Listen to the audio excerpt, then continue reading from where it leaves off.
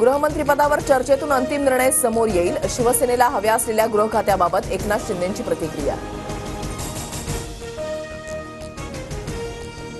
उपमुख्यमंत्रीपदावर अद्याप चर्चा सुरू आहेत. श्रीकांत शिंदेंना उपमुख्यमंत्रीपद मिळणार का या प्रश्नावर एकनाथ शिंदेंचं उत्तर. ठाकरे गटाचे 20 पैकी 10 आमदार आमच्याकडे येण्याच्या तयारीत. शिंदे गटाच्या गुलाबराव पाटलांचा दावा. तर ठाकरे सोबत असते तर आतापेक्षा अधिक बहुमत मिळालं असतं. भाजप नेते रावसाहेब दानवेंचं वक्तव्य. अजितदादा सोबत नसते तर आमच्याही 100 जागा निवडून आल्या असत्या. गुलाबराव पाटलांचं वक्तव्य. तर अजितदादा नसते तर शिंदे गटाचे काय हाल झाले असते याचा विचार करा. बिटकरींचा पलटवार. माझ्याच पक्षातील नेत्यांनी माझं काम केलं नाही. संजय गायकवाडांचे प्रतापराव जाधव संजय कुटेंवर आरोप. राष्ट्रवादी शरद पवार गटाच्या गटनेतेपदी जितेंद्र आव्हाडांची निवड. रोहित पाटील मुख्य प्रतोद तर उत्तम जानकरांकडे प्रतोद पदाची जबाबदारी. मार्कडवाडीमधील ग्रामस्थ बॅलेट पेपरवर पुन्हा निवडणूक घेण्यावर ठाम. प्रशासनाचा विरोध. मात्र मीडिया आणि नागरिकांच्या मदतीनं मतदान होणार. जानकर गटाची भूमिका.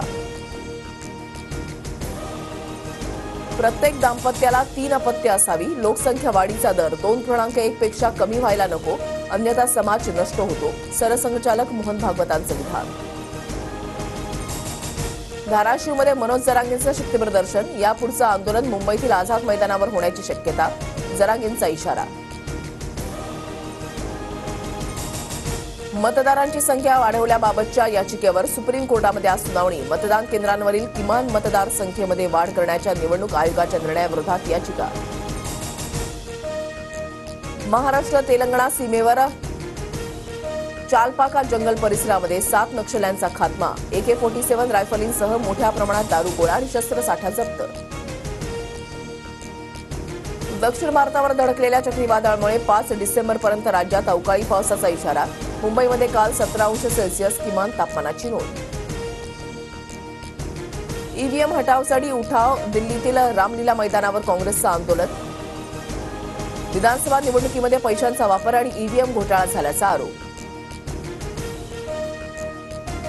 फेंगल चक्रीवादळाचं रौद्ररूप. केरळमधल्या मलप्पुरम, कोझिकोड, वायनाड आणि कन्नूरमध्ये रेड अलर्ट जारी. तर तळकोकणामध्ये पुढील 4 ते 5 दिवस पावसाचा अंदाज.